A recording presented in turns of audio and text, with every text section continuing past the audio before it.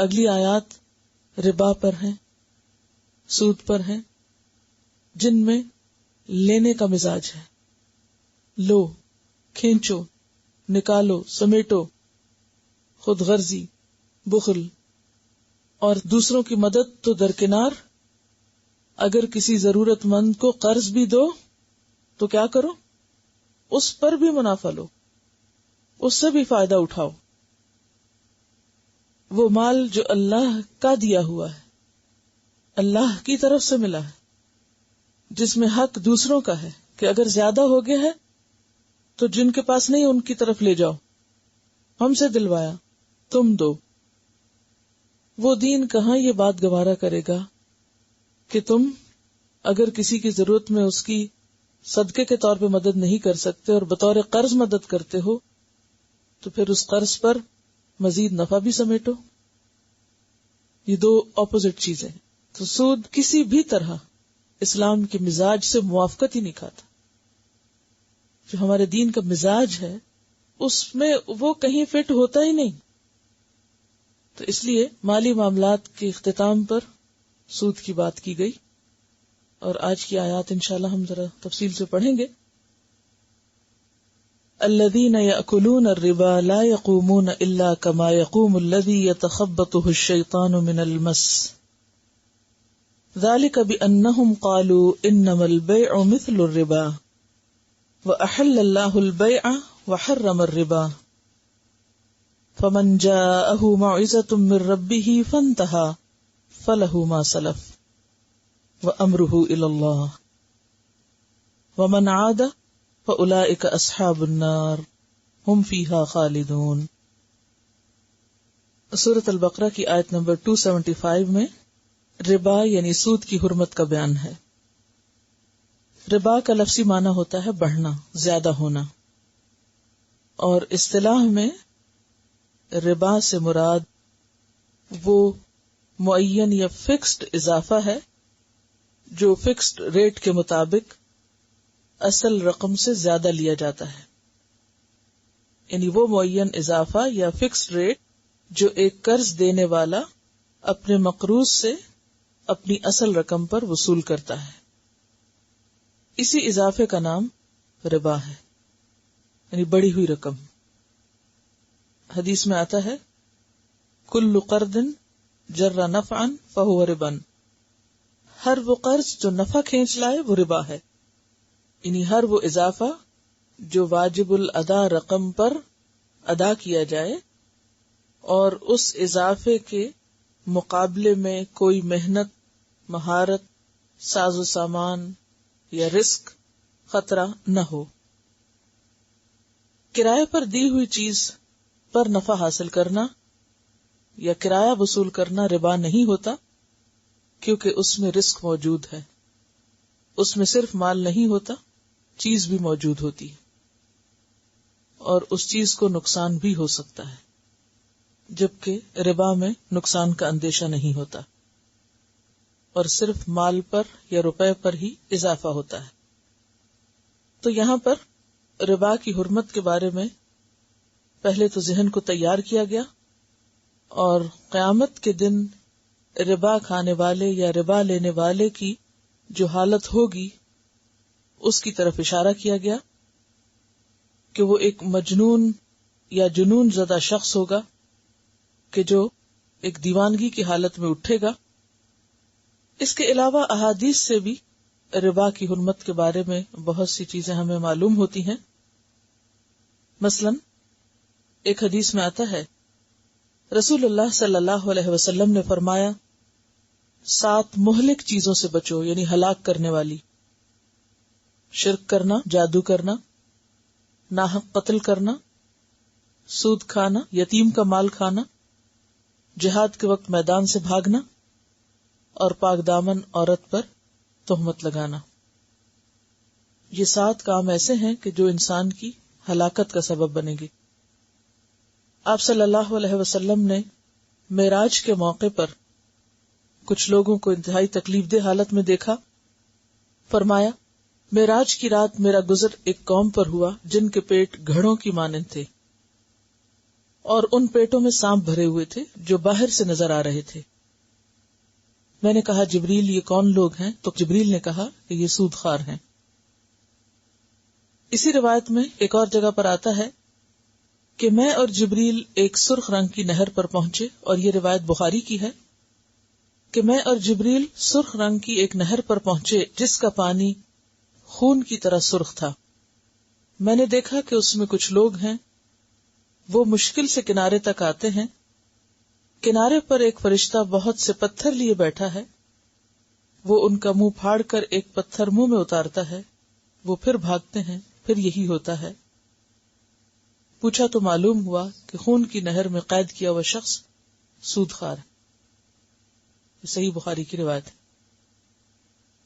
آپ صلی اللہ علیہ وسلم نے یہ بھی فرمایا کہ سود کے گناہ کے 70 حصے ہیں، یعنی سود کا گناہ ایک گناہ نہیں، اسے اگر 70 حصوں میں بانٹا جائے تو معمولی حصہ یہ ہے کہ کوئی شخص اپنی ماں سے جمع کرے، یعنی ماں کے ساتھ زنا کرنا جو ہے وہ اس گناہ کا ایک حصہ ہے، یعنی اس کا ایک ایک حصہ اتنا بڑا گناہ ہے۔ یہ ابن ماجہ کی روایت ہے۔ مسند احمد کی روایت میں آتا ہے کہ سود کا 1 درہم جس کا آدمی جان بوجھ کر کھائے، یعنی سود کا 1 درہم جسے انسان جان بوجھ کے کھائے، یعنی سود لے، 36 دفعہ زنا کرنے سے زیادہ گناہ رکھتا ہے۔ یعنی بڑے بڑے کبیرہ گناہوں میں بھی بہت بڑا گناہ ہے۔ اس کے علاوہ بھی بہت سی احادیث ہیں جن میں اس کبیرہ گناہ کی جو شدت ہے اور جو آپ صلی اللہ علیہ وسلم نے اس کی قباحتوں کے بارے میں ہمیں بتایا ہے وہ بہت ہی واضح ہے، جس میں کسی قسم کے کوئی شک و شبے کی گنجائش نہیں۔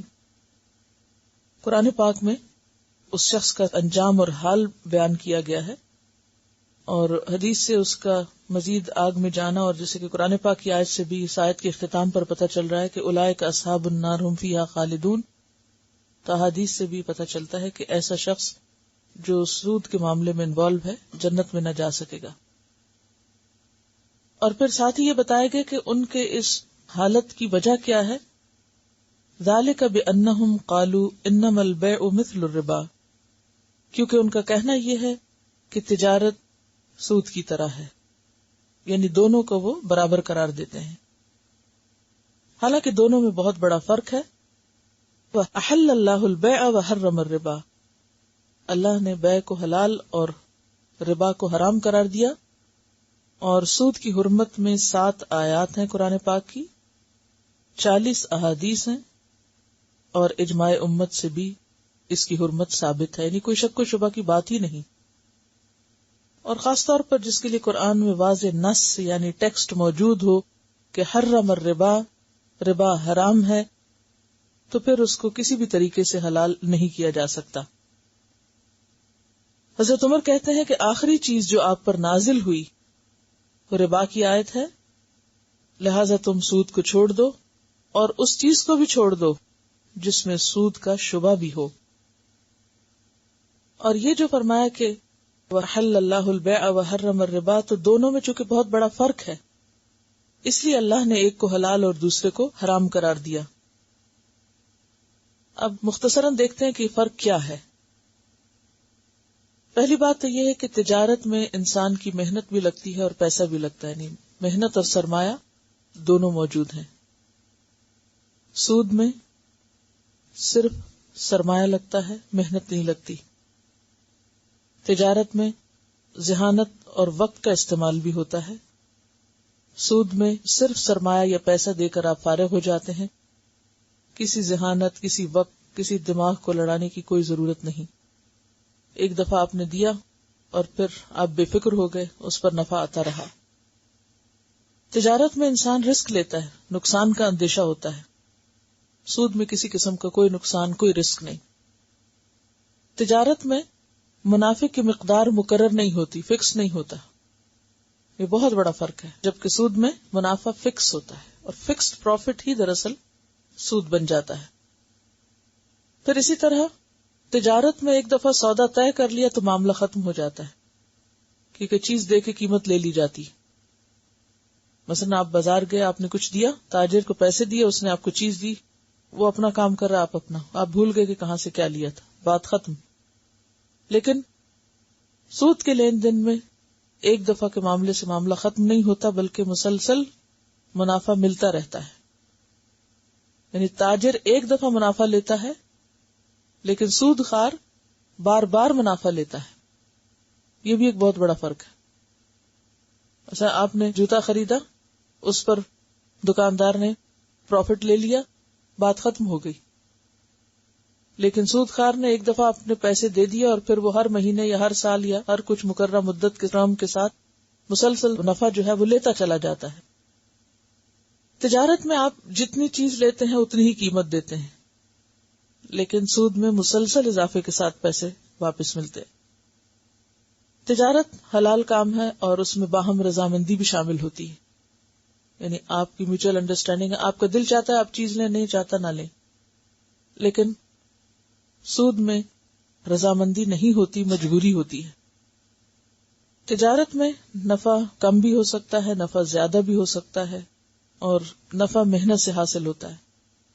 سود کم ہو یا زیادہ بغیر محنت کے ملتا ہے. پھر یہ کہ تجارت ایک تعمیری کام ہے. قوم کے اندر کام کرنے اور محنت کرنے کا شوق پیدا ہوتا ہے. ایک فزیکل ایکٹیویٹی بھی ہوتی ہے، ایک مینٹل ایکٹیویٹی ہوتی ہے، اور انسان کی ایک مشغولیت بھی ہوتی ہے. اس کے برعکس سود لینے والے عموماً بیکاری کا شکار ہوتے ہیں، کیونکہ ان کو آمدنی کا ایک ذریعہ مل جاتا ہے اور باقی ان کا فارغ وقت عموماً پھر تعمیر کی بجائے تخریب کاری پہ لگ جاتا ہے، کیونکہ ان کے اوپر کوئی بوجھ نہیں، کوئی ذمہ داری نہیں، کوئی فکر نہیں، کوئی کام نہیں. ان کو گھر بیٹھے سب کچھ آمدنی مل رہی ہے، کھا رہے ہیں، لہذا باقی وقت وہ جو جی چاہے کریں، لڑیں جھگڑیں، گھر میں فساد کریں، باہر جا کے کریں، کچھ بھی کریں، پھر وہ اس فارغ وقت تو عموماً خرابی کی نظر کرتے ہیں. پھر اس کے بعد یہ ہے کہ تجارت جو ہے وہ ایک طرح سے اکنامک ایکٹیویٹی پیدا کرتی ہے، یعنی معاشرے کو متحرک کرتی ہے، جبکہ سود میں اکنامک ایکٹیویٹی نہیں ہوتی بلکہ پیسہ ایک جگہ جمع ہو جاتا ہے، سرکولیشن آف منی نہیں ہوتا، یا ایک خاص طبقے کی طرف جو مالدار ہوتا ہے اس کی طرف سمٹنے لگتا ہے. یعنی سود جو ہے وہ پیسے والوں کے پیسے میں اضافہ کرتا ہے، اور اگر کسی کے پاس پیسہ نہیں تو وہ لینے والے نہیں بلکہ دینے والوں میں ہی رہ جاتا ہے، اور اس کی آخری حد تک جو دولت ہے وہ بھی نکل کر سود لینے والے کی طرف منتقل ہو جاتی ہے. اور جس طرح جسم کے لیے خون کی سرکولیشن ضروری ہے، اسی طرح معاشرے کے سروائیول کے لیے پیسے کی یا منی کی سرکولیشن جو ہے وہ ضروری ہے. پھر آپ دیکھیے کہ تجارت میں بہت سے لوگوں کو کام ملتا ہے، جبکہ سود کے معاملے میں بہت سے لوگ بیکار ہو جاتے. جب ایک انڈسٹری لگتی ہے، فیکٹری لگتی ہے، تو بہت سے لوگ اس میں کام کر سکتے ہیں، اور جب آپ پیسہ کہیں ایک جگہ انویسٹ کر کے خود فارغ ہو جائیں تو آپ کے آس پاس والوں کو تو کام نہیں ملے گا. اور بھی کئی ایک فرق ہو سکتے ہیں، لیکن بنیادی فرق یہی ہے جو میں نے آپ سے ذکر کیے ہیں. اس لیے وَأَحَلَّ اللَّهُ الْبَيْعَ وَحَرَّمَ الرِّبَا، اللہ نے بیع کو حلال قرار دیا اور ربا کو حرام قرار دیا. فمن جاءہ موعظۃ من ربہ فانتہا، تو جس کے پاس نصیحت آ گئی اور وہ رک گیا، فلہ ما سلف، تو جو پیچھے ہو چکا سو ہو چکا، جو پہلے وہ لے چکا سو لے چکا.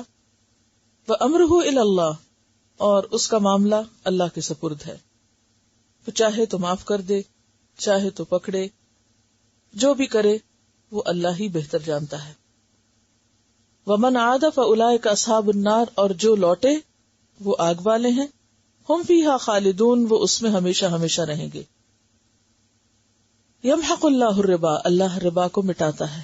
ویربی الصدقات، اور صدقات میں اضافہ کرتا ہے، یہ صدقات بڑھاتا ہے. تو اس سے پتہ چلتا ہے کہ ہمارا دین قائم ہے کس پر؟ باہمی ہمدردی اور خیر خواہی پر. الدین والنصیحہ، دین خیر خواہی کا نام ہے، جس میں بندوں کے باہمی حقوق کی پہچان بتائی گئی. امت مسلمہ کو ایک جسم سے تشبیہ دی گئی کہ اگر جسم کا ایک حصہ تکلیف میں ہو یا بیمار ہو تو باقی حصے بھی اس سے متاثر ہوتے ہیں، وہ بھی تکلیف محسوس کرتے ہیں، وہ سارے اس تکلیف میں اس کا ساتھ دیتے ہیں. لیکن سود کا نظام انسانوں کے اندر خود غرضی پیدا کرتا ہے، وہ دوسرے کے دکھ درد میں کام آنے کی بجائے ان کے دکھ درد سے فائدہ اٹھاتے ہیں. تو اس لیے اللہ تعالیٰ ربا کو ختم کر دیتا ہے اور صدقات کو بڑھاتا ہے. اور دونوں ایک دوسرے سے بالکل اپوزٹ چیزیں. آپ دیکھیں کہ صدقہ دینے سے کیا ہوتا ہے کہ آپ بغیر کسی معاوضے کے اپنا مال کسی اور کو دے رہے ہیں اللہ کی رضا کی خاطر. اور سود میں بغیر کسی معاوضے کے آپ دوسرے کا مال ہتھیا رہے ہیں. ایک میں دنیا کا فائدہ ہے، وقتی فائدہ ہے، اور دوسرے میں آخرت کا فائدہ ہے. تو دونوں ہی بالکل اپوزٹ ڈائریکشن پہ اپنا اپنا اینڈ ریزلٹ یا انجام رکھتے ہیں. اس لیے اللہ تعالی معاشرے میں سود کو پنپنے نہیں دینا چاہتا، بلکہ بالکل ایلیمینیٹ کرنا چاہتا ہے، مٹا دینا چاہتا ہے، ختم کر دینا چاہتا ہے، اور صدقات کے نظام کو بڑھانا چاہتا ہے. تو اس سے کیا پتہ چلتا ہے کہ سود کا خاتمہ نہیں ہو سکتا جب تک کہ معاشرے میں صدقات کا رواج نہیں ہوتا. کیونکہ سود پر قرض کب لیتے ہیں؟ جب وہ ضرورت مند ہوتے ہیں. اب ایک شخص ضرورت مند ہے، ضرورتیں عام طور پر جو افراد کی ہوتی ہیں وہ کیا ہیں؟ کوئی شخص بیمار ہو گیا، اس کو علاج کے لیے چاہیے، کسی کو تعلیم کے لیے چاہیے، کسی کو شادی کے لیے چاہیے، کسی کو گھر بنانے کے لیے چاہیے. تو ایسی تمام جو انسان کی نیڈز ہیں یا بعض اوقات نیسیسٹیز ہیں، ان میں انسان کو روپے پیسے یا سرمایہ کی ضرورت ہوتی ہے. تو اسلام کیا مزاج پیدا کرتا ہے کہ ایسی ضروریات میں لوگ ایک دوسرے کے کام آئیں. جو اپنے لیے پسند کریں وہی دوسروں کے لیے کریں. صرف اپنے لیے جینا نہ سیکھیں، دوسروں کے لیے بھی. کیونکہ امت وسط کے فرد کی حیثیت سے وہ تو ساری دنیا کے لیے بھلائی کا پیغام رکھتے ہیں اپنے اندر، کہاں یہ کہ وہ اپنوں سے بھی خود غرضی کے ساتھ مال کھینچیں گے. تو یمحق اللہ الربا ویربی الصدقات.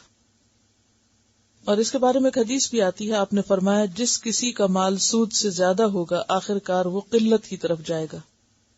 یعنی سود سے مال میں حقیقت میں اضافہ نہیں ہوتا. بعض اوقات لوگ یکدم دیوالیہ ہو جاتے ہیں سودی کاروبار میں، ایک دم بینک کرپٹ ہو جاتے ہیں، ادائیگیاں نہیں کر سکتے. تو اس سے کیا ہوتا ہے کہ جو کاروبار یا جو کام ان کے ہاتھ میں ہے وہ بھی جاتا ہے. صدقات میں اضافہ چاہتا ہے اللہ تعالیٰ، اور جب ہر ایک دینے والا ہوتا ہے تو پھر لینے والا کوئی بھی نہیں رہتا. بالآخر ہر ایک کے پاس اتنا ہو جاتا ہے کہ وہ سروائیو کر سکے.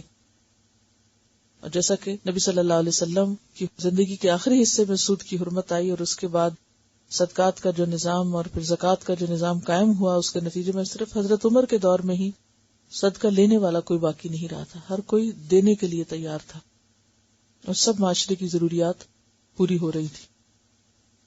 واللہ لا يحب كل کفار نسیم. اور اللہ ایسے کسی شخص سے محبت نہیں کرتا جو انتہائی ناشکرا ہو، کلمہ کفر کہنے والا ہو، اور بہت زیادہ گناہگار ہو، دوسروں کی حق تلفی کرنے والا ہو.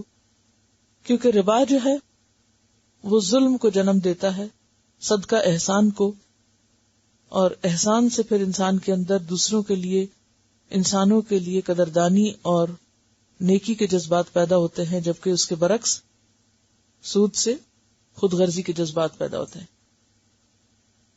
پھر فرمایا ان الذین آمنوا وعملوا الصالحات، بے شک وہ لوگ جو ایمان لائے اور جنہوں نے اچھے کام کیے، واقاموا الصلاۃ وآتوا الزکاۃ، انہوں نے نماز قائم کی اور زکوٰۃ ادا کی، لہم اجرہم عند ربہم، ان کا اجر ان کے رب کے پاس ہے، ولا خوف علیہم ولا هم یحزنون، نہ ان پر کسی قسم کا کوئی خوف ہوگا اور نہ وہ غمگین ہوں گے.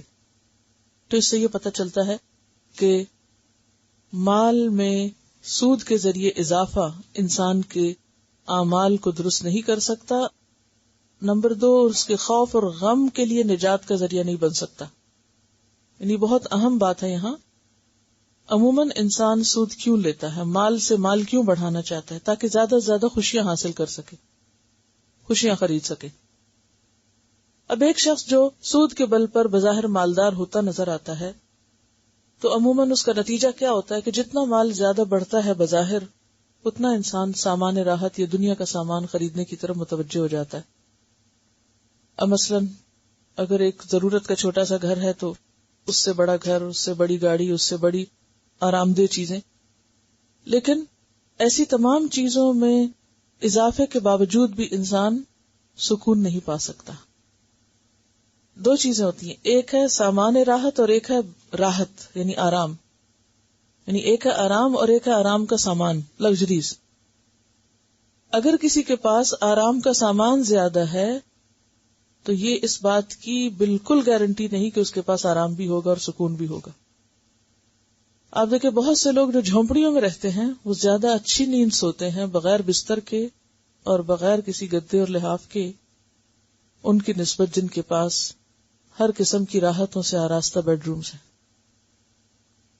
یہاں تک بعض رپورٹس میں آتا ہے کہ 75% یعنی ترقی یافتہ ممالک کے 75% لوگ سکون کی نیند نہیں سو سکتے، ان کو سونے کے لیے سلیپنگ پلز چاہیے. تو اس کے برعکس جہاں لوگوں کے پاس کھانے کو نہیں، جہاں لوگوں کے پاس گھر نہیں، ضروریات زندگی نہیں، وہ نسبتاً سکون کے اعتبار سے بہتر حالت میں، کیونکہ سود کا لین دین معاشرے کے اندر ایک خود غرضی اور بے اعتمادی اور ایک بے چینی کے اثرات اپنے اندر رکھتا ہے. اور اس میں آپ دیکھیے کہ بھلے آپ گاڑی کے لیے لون لے رہے ہیں اور اس کی قسطیں آپ کو دینی ہیں یا گھر کی قسطیں آپ کو دینی ہیں، تو انسان جو کچھ کماتا ہے اس کمائی میں اس کو چین نہیں ملتا. ہر وقت ایک خوف، دو قسطیں بھی نہ دو تو چیز بھی واپس. تو وہ جو ایک خوف ہے کہ معلوم نہیں کس وقت میں یہ قسط ادا نہیں کر سکتا اور یہ چیز میرے ہاتھ سے چلی جائے گی، اور بے عزتی الگ اور ایک خوف کی جو تلوار ہر وقت لٹک رہی ہے وہ الگ. تو یہاں پر یہ بتایا گیا کہ جس کو خوف اور غم سے نجات پانی ہے اس کا راستہ دنیاوی مال میں اضافہ نہیں. سود لینا انسان کے لیے باعث سکون نہیں، خوف اور غم سے نجات کا ذریعہ نہیں ہو سکتا. اور یہ عام تجربے کی بات ہے کہ بظاہر آپ کتنے بھی خوبصورت گھر میں یا کتنی بھی خوبصورت گاڑی میں گھوم رہے ہیں یا رہ رہے ہیں اچھے گھر میں، لیکن اگر آپ کے دل پر دماغ پر ہر وقت یہی بوجھ ہے کہ ادائیگیاں کیسے ہوں گی تو آپ سکون نہیں پا سکتے. تو بہرحال سود کا خواہ لینا ہو یا دینا ہو دونوں ہی اس میں شامل ہو جاتے ہیں، کیونکہ صرف لینے کی ممانعت نہیں ہے، دینے کی ممانعت بھی ہے. اور اس کا واضح طور پر حدیث میں آتا ہے کہ اس کا لینے والا اور دینے والا جو ہے وہ سب اس میں شریک ہے. سیدنا جابر سے روایت ہے، نبی صلی اللہ علیہ وسلم نے فرمایا، سود کھانے والے پر، سود دینے والے پر اور گواہوں پر لعنت فرمائی ہے، اور فرمایا وہ سب برابر ہیں. چونکہ یہ خرابی اتنی کبھی ہے یا یہ عمل اتنا برا ہے کہ اس میں صرف لینے والا ہی برا نہیں، اس میں دینے والا بھی ایکولی شریک ہو جاتا ہے، کیونکہ وہ بھی اس سسٹم کو سپورٹ کر رہا ہے اور اس کا ایک حصہ بنا ہوا ہے. تو وہ لوگ جو ایمان لائے اور جو نیک کام کرتے ہیں اور جو نماز قائم کرتے ہیں اور زکوٰۃ دیتے ہیں، یعنی دینے والے. اب اس میں آپ دیکھیے کہ ایک تو ایمان ہے، دوسرے نیکیوں کی طرف رغبت، تیسرے نمازوں کی پابندی، اور چوتھے زکوٰۃ کی ادائیگی، دینا. کیونکہ اگر کسی معاشرے کے اندر واقعی ایمانداری کے ساتھ زکوٰۃ دی جانے لگے تو پھر کوئی ضرورت مند نہیں رہے گا، پھر کوئی بھوکا نہیں رہے گا، پھر کوئی فقیر نہیں رہے گا کہ اس کو سود پر قرضہ لینے کی ضرورت محسوس ہو. اور جو قوم زکوٰۃ دینے کی عادی ہو، صدقات دینے کی عادی ہو، وہ اس چیز کو برداشت نہیں کر سکتی کہ کسی کو سود پر قرض دے یا کوئی سود پہ قرض لے رہا ہو اور وہ اس کے لیے کوئی مدد کا سامان فراہم نہ کرے. یعنی یہ ساری چیزیں ایک دوسرے سے انٹر ریلیٹڈ ہیں. یعنی خالی آپ سود کو الگ کر کے مت دیکھیں، یہ خالی صدقات کو الگ رکھ کے نہیں دیکھیں. اگر کسی معاشرے میں صدقات کا رواج عام نہیں تو وہیں پر ہی سود کی بیماریاں جنم لیں گی. پھر فرمایا یا ایھا الذین آمنوا، اے لوگو جو ایمان لائے ہو، اتقوا اللہ، اللہ سے ڈرو، وذروا اور چھوڑ دو، کیا چھوڑ دو؟ ما بقی من الربا، جو کچھ ربا میں سے باقی ہے اس کو چھوڑ دو، ربا کا لین دین چھوڑ دو. ان کنتم مومنین، اگر تم مومن ہو. اسی لیے ہم دیکھتے ہیں کہ جب یہ آیت نازل ہوئی تو آپ صلی اللہ علیہ وسلم نے سب سے پہلے اپنے خاندان کا سود جو تھا اس کو ختم کیا. اس آیت سے پہلے سود کی ممانعت میں آیات نازل ہو چکی تھی. تو بہت سے مسلمان سود کے معاملات چھوڑ چکے تھے. اگرچہ آخری حرمت کے الفاظ نہیں بھی آئے تھے تو لوگ جان چکے تھے کہ یہ ایک قباحت ہے، خرابی ہے، گناہ کا کام ہے، لہذا انہوں نے اس کو چھوڑ دیا. لیکن کچھ لوگوں کے مطالبات سود کی بقایا رقمیں جو تھیں وہ دوسروں پر باقی تھی. یعنی کچھ لوگ ابھی اس کو چھوڑے نہیں تھے، ان کا سود دوسروں کے پاس موجود تھا اور وہ لینے کا تقاضا کر رہے تھے. اسی طرح کا ایک واقعہ بنی ثقیف اور بنی مخزوم کے درمیان پیش آیا. بنو ثقیف اور بنو مخزوم کے درمیان ایسا ہی ایک واقعہ پیش آیا. ان دونوں کے درمیان سودی لین دین تھا آپس میں، اور بنو ثقیف کے لوگوں کا کچھ سودی مطالبہ بنو مخزوم کی طرف تھا، یعنی بنو مخزوم کو دینا تھا. بنو مخزوم مسلمان ہو گئے. اسلام لانے کے بعد انہوں نے کہا کہ جی ہم تو سود کی رقم ادا نہیں کریں گے کہ اسلام میں دینا بھی منع ہے. ادھر بنو ثقیف نے مطالبہ شروع کیا کیونکہ یہ لوگ ابھی مسلمان نہیں ہوئے تھے. تو یہ جھگڑا جو تھا کچھ طول پکڑ گیا. بہرحال معاملہ آپ صلی اللہ علیہ وسلم تک پہنچا تو اس موقع پر یہ آیت نازل ہوئی، اور یہ فتح مکہ کے بعد کا واقعہ ہے. اور آپ نے اللہ تعالیٰ کا یہ حکم سنایا کہ آج کے بعد سود کا لین دین ختم. وَذَرُوا مَا بَقِيَ مِنَ الرِّبَا، اصل رقم تو لے سکتے ہو، ربا کا جو اضافہ ہے وہ نہیں لے سکتے.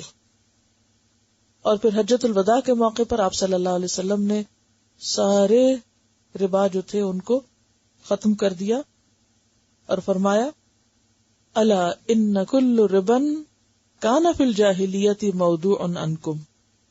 جاہلیت کے دور میں، اسلام سے پہلے کے دور میں، ربا کا جو بھی لین دین تمہارے درمیان تھا آج وہ ختم. آج سے یہ بین. اور اسلامی مملکت میں یہ ایک فوجداری جرم قرار پاتا ہے، یعنی کہ اس میں حکومت مداخلت کر سکتی ہے. اگر کوئی لین دین کر رہا ہو تو وہ اس کو زبردستی یعنی پکڑ سکتی ہے، یعنی اس پر جو بھی پھر تعزیر ہو. تو بہرحال آپ صلی اللہ علیہ وسلم نے کیا فرمایا کہ آج کے دن میں سب کا سود ساکت کرتا ہوں، اور پھر تمہارے لیے کیا ہے، رؤوس اموالکم لا تظلمون ولا تظلمون.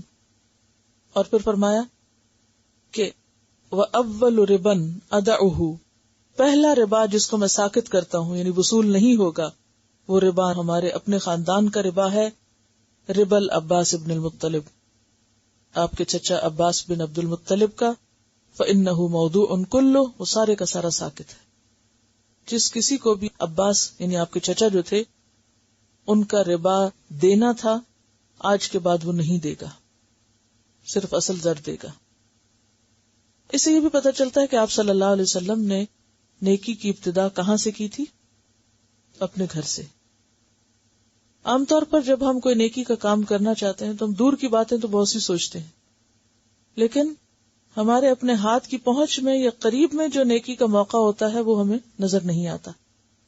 لیکن آپ صلی اللہ علیہ وسلم کے طریقوں میں آپ دیکھیں کہ جو بھی چیز آپ نے باہر سکھائی وہ پہلے خود گھر پہ کی. اور حجۃ الوداع میں بے شمار لوگ تھے، ہزاروں کی تعداد میں.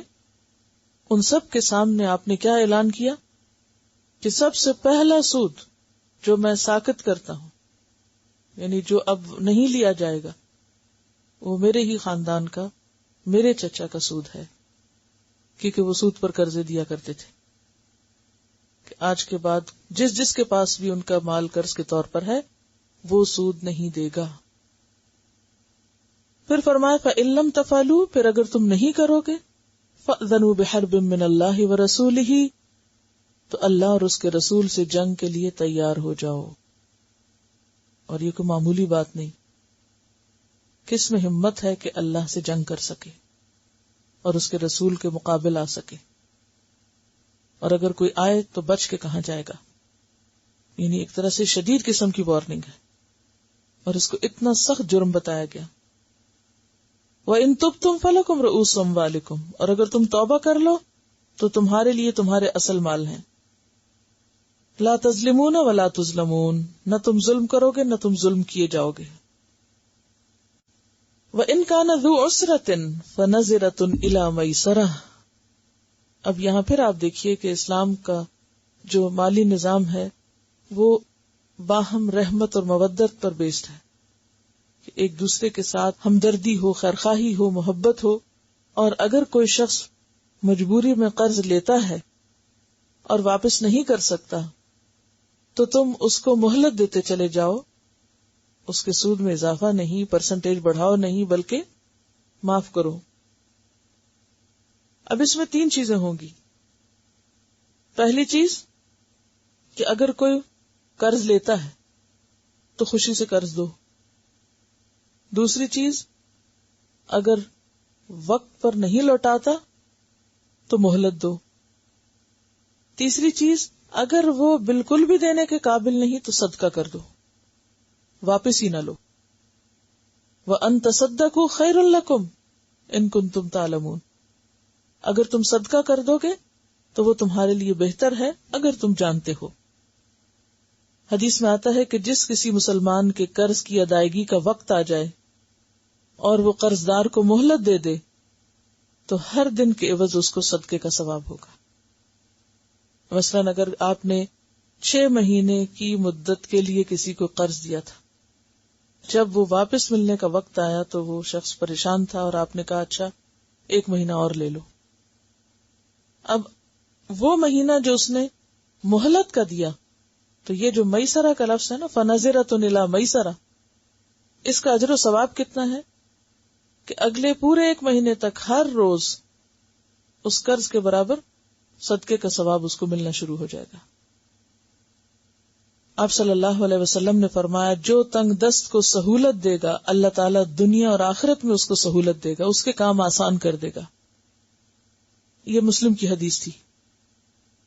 طبرانی کی روایت میں آتا ہے قیامت کے دن جس شخص پر سب سے پہلے اللہ کا سایہ ہوگا وہ شخص ہوگا جس نے کسی تنگ دست کو ادائے قرض کی مہلت اس وقت تک دی ہو جب تک اس کو میسر آ جائے، یعنی قرض ادا کرنے کا مال میسر آ جائے، یا اس نے مطالبہ معاف کر دیا، میں تجھے اپنا حق اللہ کے واسطے معاف کرتا ہوں، اور معافی کے بعد تحریر بھی جلا دے، یعنی جس پر قرض کی وہ ڈاکیومنٹیشن تھی، یعنی پوری طرح وہ اس کو معاف کر دے. تو ایسے شخص کا اجر اللہ کے ذمہ ہے. سب سے پہلے قیامت کے دن اس شخص پر سایہ ہوگا جس دن کوئی سایہ نہیں. اور اسی طرح آپ نے وہ حدیث بھی پڑھی ہوگی کہ ایک شخص پچھلی اقوام میں سے قرض کا لین دین کیا کرتا تھا، اور وہ جو اپنے غلام تھے، جو اس کے آگے کارندے تھے، ورکر تھے، ان سے کہتا تھا کہ دیکھو اگر کوئی شخص مجبور ہو تو تم اس کو مہلت دے دینا، اور اگر کوئی نہ دے سکے تو معاف کر دینا. تو جو اللہ تعالیٰ نے جان لینے والے فرشتے اس کے پاس بھیجے تو اس وقت ان کو کیا حکم دیا، تم اس شخص کے ساتھ آسانی کا معاملہ کرو، میں نے بھی اس کو معاف کر دیا، کیونکہ یہ لوگوں کو قرض معاف کر دیتا تھا، یہ لوگوں کے لیے سہولت پیدا کرتا تھا. تو بات یہ ہے کہ جو شخص دوسروں کے لیے سہولت پیدا کرتا ہے وہ اللہ کی خاص رحمت کا مستحق ہوتا ہے. یہاں تک کہا گیا کہ اگر انسان کسی کو قرض دے تو اس سے کسی بھی قسم کا شکریہ یا کسی بھی قسم کا احسان نہ لے، حتیٰ کہ یہاں تک آتا ہے کہ جب کوئی کسی کو قرض دے تو پھر قرض لینے والے سے ہدیہ بھی قبول نہ کرے کہ کہیں وہ بھی ربا میں نہ آ جائے. ایک اور روایت میں آتا ہے کہ تم میں جو شخص کسی کو قرض دے اور پھر قرض لینے والا اس کے پاس کوئی تحفہ بھیجے یا سواری کے لیے کوئی جانور دے تو وہ نہ سواری پہ سوار ہو نہ اس کے تحفے کو قبول کرے، مگر ہاں اس صورت میں جبکہ قرض دینے سے پہلے بھی اس قسم کا معاملہ چل رہا ہو، یعنی آپس کے لین دین ہوتے ہوں. امام ابو حنیفہ کے بارے میں آتا ہے کہ وہ جس شخص کو قرض دیتے اس کی دیوار کے سائے میں بھی نہ بیٹھتے، یعنی کسی قسم کا کوئی فائدہ ان سے نہ اٹھاتے تھے. واتقوا یوما، ڈرو اس دن سے، ترجعون فیہ الی اللہ، جس میں تم اللہ کی طرف لوٹائے جاؤ گے، یعنی قیامت کے دن سے ڈرو جب تمہارا حساب کتاب ہوگا. ثم توفی کل نفس ما کسبت، پھر ہر شخص کو اس کا کیا پورا پورا لوٹا دیا جائے گا، پورا پورا اس کو بدلہ دے دیا جائے گا. وہم لا یظلمون، اور کسی پر ظلم نہ کیا جائے گا. یعنی کیا مطلب ہے ظلم نہ کیا جائے گا؟ کہ کسی کے ساتھ کوئی ناانصافی نہ ہوگی. اگر کسی نے ذرہ برابر بھی نیکی کی ہوگی تو وہ ذرہ بھی اس کو دکھا دیا جائے گا، اس کا اجر و ثواب اس کو لوٹا دیا جائے گا. کیونکہ اللہ تعالیٰ کو ظلم پسند نہیں، انسانوں کے درمیان بھی ظلم پسند نہیں کرتے، اور قیامت کے دن تو پورا پورا عدل اور پورا پورا انصاف ہوگا اور کسی کے ساتھ بھی کوئی ظلم نہ کیا جائے گا. تو اس میں آپ دیکھیے کہ مجموعی طور پر جو اوور آل پکچر بنتی ہے وہ کیا ہے. مجموعی طور پر جو حکم آپ کو سمجھ میں آیا ہے وہ کیا ہے؟ زکوٰۃ اور صدقات کو عام کرنا چاہیے، قرض اچھی طرح دیا جائے اور احسان نہ جتایا جائے، اور جواباً شکریہ یا تحفہ یا کسی بھی قسم کی کوئی فیور جو ہے وہ قبول نہ کی جائے. یعنی معاشرے کی خوشگواری اور معاشرے کی فلاح و بہبود اور پراسپیرٹی کا جو انحصار ہے وہ جذبہ تراحم میں ہے. ایک دوسرے پر رحم کرنا، ایک دوسرے کے ساتھ مہربانی کا معاملہ کرنا، ایک دوسرے کے لیے سہولت پیدا کرنا، جو اپنے لیے پسند کرنا وہی دوسرے کے لیے پسند کرنا، صدقات کو عام کرنا اور سب کی بھلائی کے لیے سوچنا، خود غرضی اور دوسرے سے فائدہ کھینچنے یا اٹھانے کے جذبات سے پاک رہنا ہے. یعنی اگر آپ یہ چاہیں نا کہ خالی سود کو کسی قانون سے حرام کر دیں اور اس کو بند کر دیں تو وہ قانون بھی نہیں چل سکے گا. کیوں؟ اس کی وجہ یہ ہے کہ ایک تو آپ دیکھتی کہ ترتیب میں نماز سب سے پہلے فرض ہوئی ہے لیکن سود سب سے بعد میں حرام ہوا ہے، آخری چیز ہے جو حرام ہوئی. ایک روایت میں آتا ہے کہ اس آیت کے 7 دن بعد آپ کا انتقال ہو گیا تھا، یعنی اس آخری آیت، یعنی اس سے پہلے حرمت آ چکی تھی، حجۃ الوداع کے موقع پر بھی آپ وہ کر چکے تھے. اور واتقوا یومن، یہ جو بھی میں نے آیت پڑھی اس کو آخری آیت قرآن کی کہا جاتا ہے ایک روایت کے مطابق. تو اس میں آپ دیکھیے کہ اتنا لمبا عرصہ ذہنی طور پر، روحانی طور پر، عملی طور پر لوگوں کو تیار کیا گیا، پھر اس کے بعد ان سے یہ آخری برائی جو تھی اس کو اکھاڑ دیا گیا، ختم کر دیا گیا. تو جب تک پریپریشن نہ ہو اس کی افراد کے اندر بھی، ذہنی طور پر بھی، تو محض ایک حکم سنانے سے بھی یا صرف ایک بات بتانے سے بھی بات نہیں بنتی. آج کتنے ہی مسلمان ہیں جو سمجھتے ہیں کہ یہ حرام ہے لیکن اس کے باوجود بھی اس میں مبتلا ہے. اس کی بنیادی وجہ کیا ہے؟ کہ معاشرے کے اندر مسلمانوں کے درمیان جو رشتہ اسلام ہونا چاہیے یا رشتہ ایمان کی وجہ سے ایک دوسرے کے ساتھ خیرخواہی ہونی چاہیے، ایک دوسرے کی مدد کرنی چاہیے، وہ موجود نہیں. مثلا آپ دیکھیں کہ ایک شخص ڈاکٹر بن گیا، اب اس کے پاس آمدنی کا ایک بڑا ذریعہ ہے. عموماً ٹرینڈ کیا ہوتا ہے؟ جب ایک شخص کے پاس مال زیادہ ہو تو وہ معاشرے کی یا کمیونٹی کی فلاح کے لیے کتنا سوچتا ہے، اس کے لیے کتنے اسکالرشپس کا انتظام کرتا ہے. یا صرف ایک شخص نہیں، ایسی کمیونٹی بنا کے یا ایسی کوئی فورم بنا کے کہ جس میں ایسے سارے لوگ جن کے پاس آمدنی کے بڑے ذرائع ہیں وہ کوئی فنڈ یا کوئی ٹرسٹ قائم کریں کہ جس کے ذریعے آئندہ آنے والے ضرورت مند طالب علموں کو بلا سود قرضے دیے جا سکیں یا قرض حسنہ دیا جا سکے کہ جس کو واپس نہ لیا جا سکے. اس طرح کی بہت سی چیزیں ہو سکتی ہیں، لیکن عموماً ساری توجہ کس پر ہوتی؟ اگر ایک شخص کے پاس آمدنی کا ذریعہ ہے اور زیادہ ہے، وہ کرتا کیا ہے؟ پریکٹیکلی ریالٹی کیا ہے؟ اپنا بڑھاتا ہے. مثلاً کیا ترتیب ہوتی ہے؟ گھر چھوٹا تو اس کو بڑا کر لیا، بڑا ہے تو اس کو فرنیچر تبدیل کر لیا، اگر لباس توڑا تو اس کو بڑھا لیا، زیور کم ہے تو ہیرے جواہرات سے خود کو لاد لیا.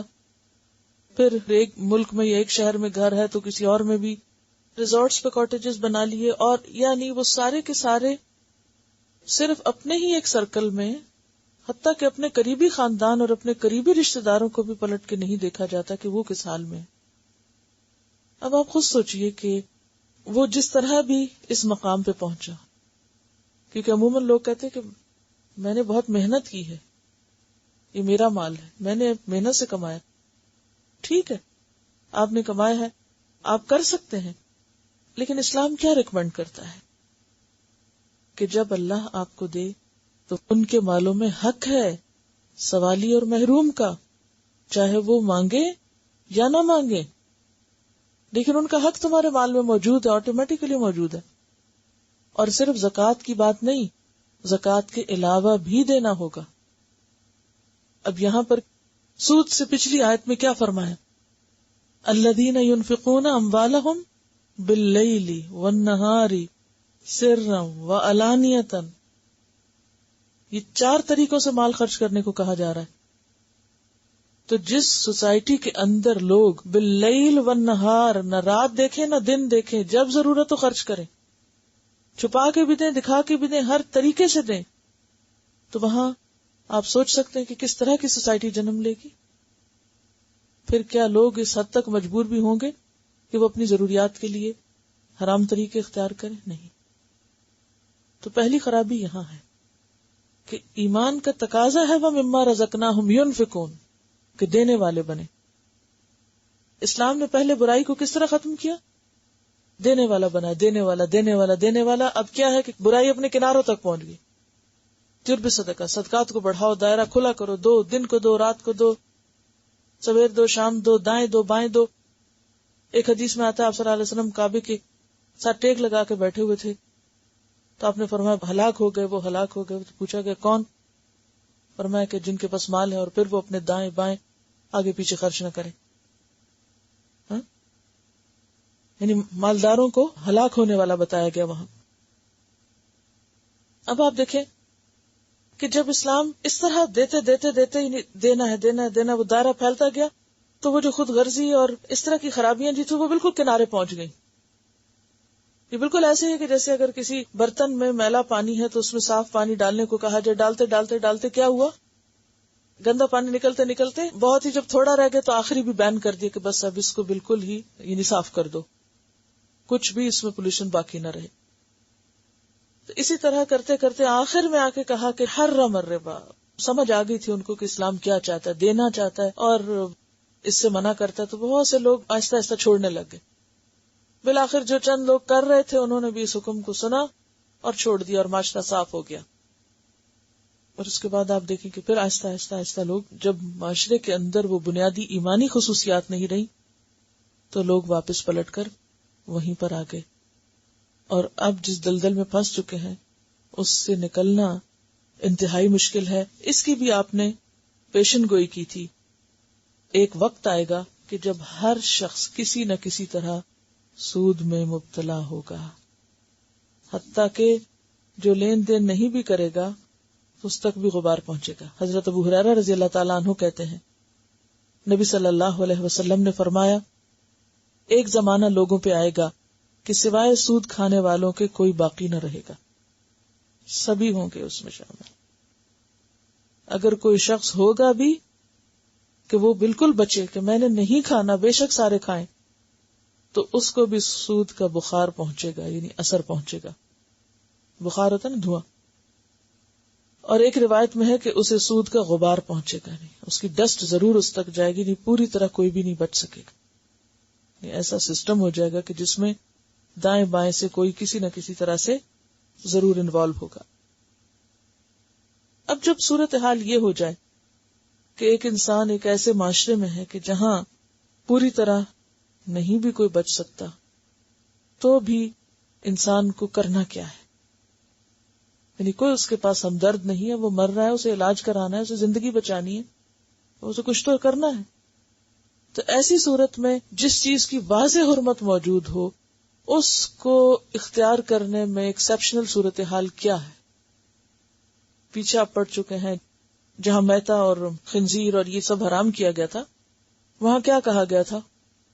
ایکسیپشنل صورت کیا تھی؟ فمن استر غیر باغ ولا عاد فلا اثم علیہ، کہ جو مجبور کر دیا گیا، نہ وہ چاہنے والا ہے اور نہ وہ عادی ہے، تو اس پر گناہ نہیں. لیکن یہاں پھر آپ دیکھیے جو مجبور کر دیا گیا، مجبوری کس طرح کی مجبوری؟ ایک اور آیت میں آتا ہے فَمَنِ اسْتُرَّ فِي مَخْمَصَةٍ، شدید بھوک، شدید ضرورت. اب دیکھیے کہ جہاں تک دنیا کے استعمال کرنے کا تعلق ہے، دنیا ہماری ضرورت ہے، اس کو آپ 3 حصوں میں بانٹ سکتے ہیں. ایک ہے نیڈ، ایک ہے نیسیسٹی، نیسیسٹیز آف لائف، اور ایک ہے لگژری. لگژری کے تو بڑا کراس کریں کہ لگژری کے لیے تو کسی صورت میں جائز نہیں کہ آپ کسی بھی ایسے حرام چیز میں ہاتھ ڈالیں، کوئی بھی ایسی چیز کا لین دین کریں محض لگژری کے لیے. جہاں تک نیڈ کا تعلق ہے تو نیڈ بھی جواز نہیں ہے سود لینے کے لیے. ہاں، نیسیسٹیز کے لیے اگر کوئی دوسرا حلال رستہ ہے ہی نہیں تو اس کو اللہ شاید معاف کر دے.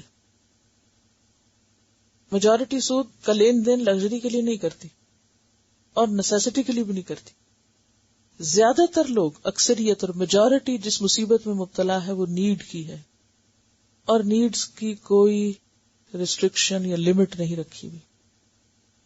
نیڈ کیا حاجت؟ مثلا نیڈ میں کیا آتا ہے؟ نیڈ میں آتا ہے کہ جی مجھے پڑھنا ہے، اسٹڈیز ہے میری، مجھے فیس کے لیے پیسے چاہیے، پیسے نہیں، سود پہ لون لے رہے ہیں. اب اس میں آپ دیکھیے کہ یہاں حلال نہیں ہوگا، کوئی جواز نہیں نکلتا. کیوں؟ کوئی دوسرا آلٹرنیٹ دیکھیں.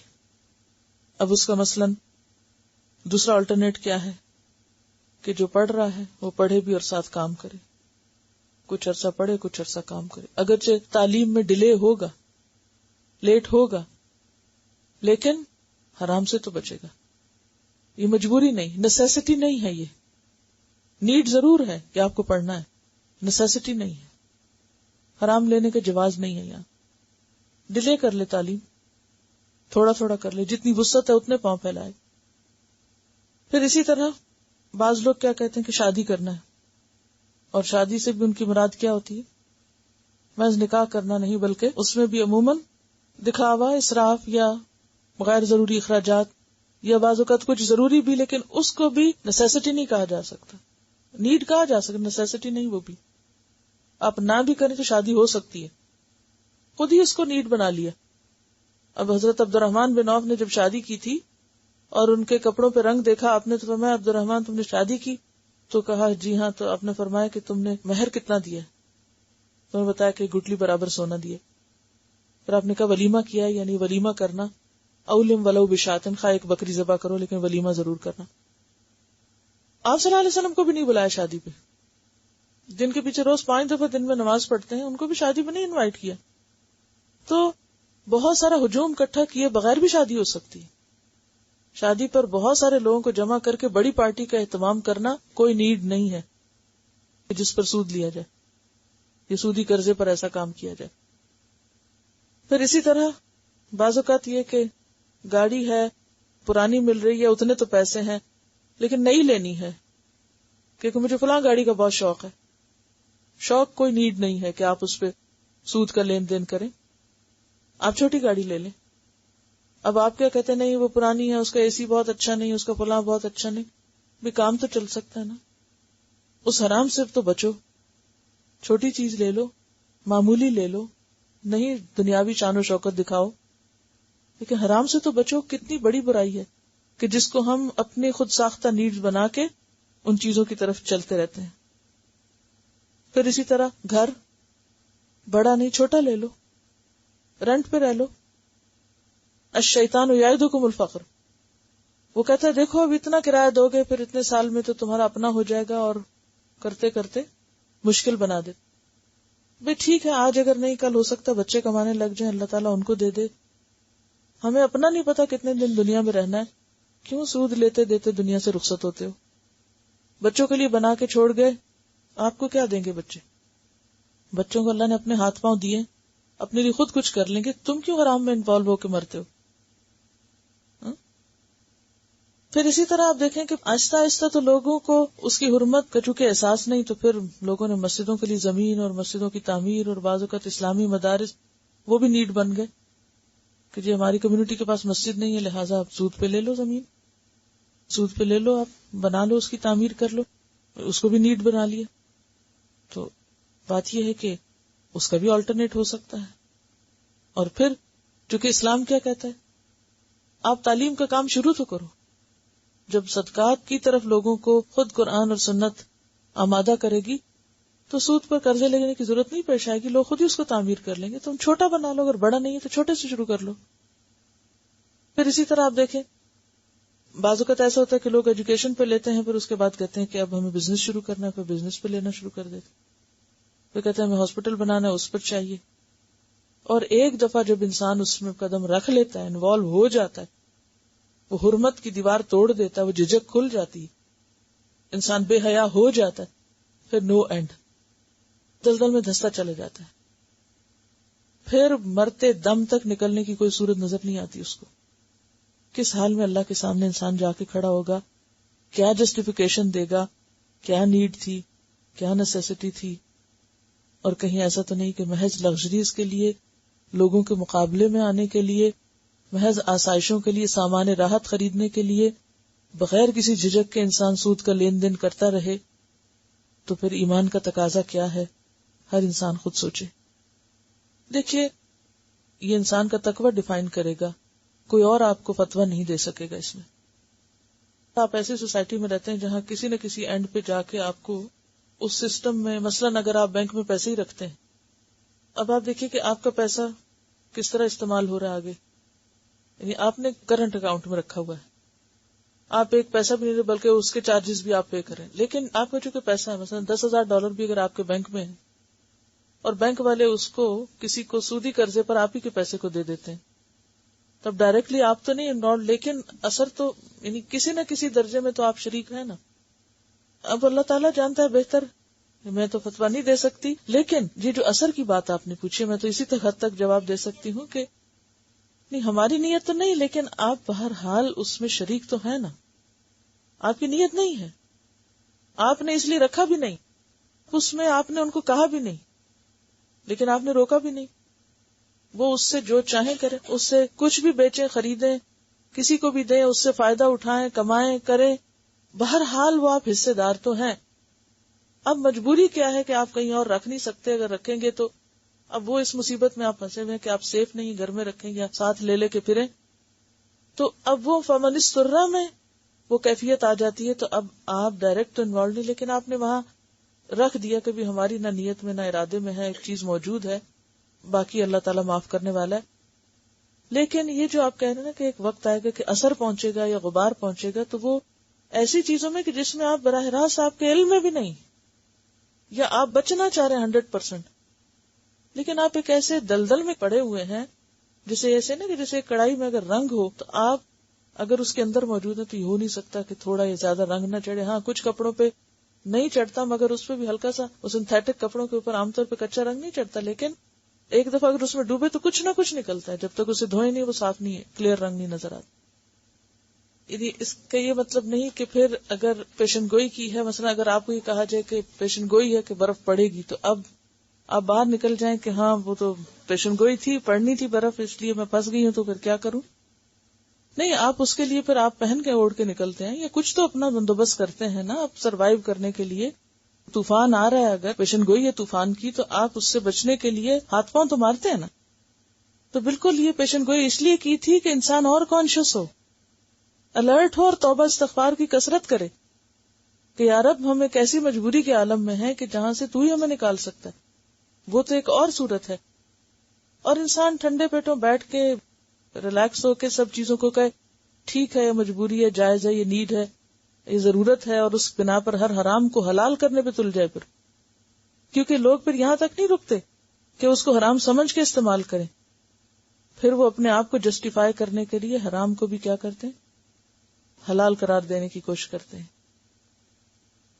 دیکھیے جو آخری بات ہے واتقوا یومن، کہ اللہ سے ڈرو، اس دن سے ڈرو جب حساب ہوگا، اور اپنے اپنے بچنے کی فکر کرو.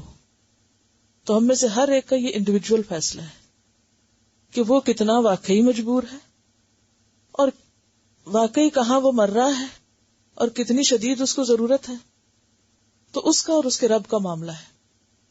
حکم صاف واضح ہے کہ یہ حرام ہے، ناجائز ہے، اور بچنا ضروری ہے. کون کتنا بچ سکتا ہے اور نہیں بچ سکتا، یہ اس کا اور اس کے رب کا معاملہ ہے اور اس کو جواب دہی کرنا ہوگی. بہرحال اس کے حرام ہونے پر کوئی شک نہیں، اور اس سے بچنے میں ہر ایک کا اپنا فائدہ ہے، کیونکہ اتنا سخت حکم کسی کبیرہ گناہ پہ نہیں، نہ شراب پہ، نہ زنا پہ، نہ قتل پہ، نہ کسی اور پہ. کسی کے بارے میں اتنے سخت الفاظ نہیں جتنے اس حکم کے اوپر ہیں، اور اس کو معمولی نہیں سمجھنا چاہیے. جتنا حد الوسع بچ سکیں، یہ آگ ہے، اس آگ سے جتنا دور بھاگ سکیں اتنا ہی بہتر ہے. اور سب سے بڑی بات یہ کہ حرم اس نے حرام کیا ہے نا. جتنی بھی آپ لاجک لے آئیں جواب میں، جب اس نے کر دیا تو شروع میں جیسے میں نے عرض کیا تھا کہ احکم الحاکمین وہ ہے، اور ومن احسن من اللہ حکمن، اللہ سے بڑھ کر فیصلہ کس کا ہو سکتا ہے، اور اللہ کے فیصلوں کو قبول کرنا ہی ایمان ہے.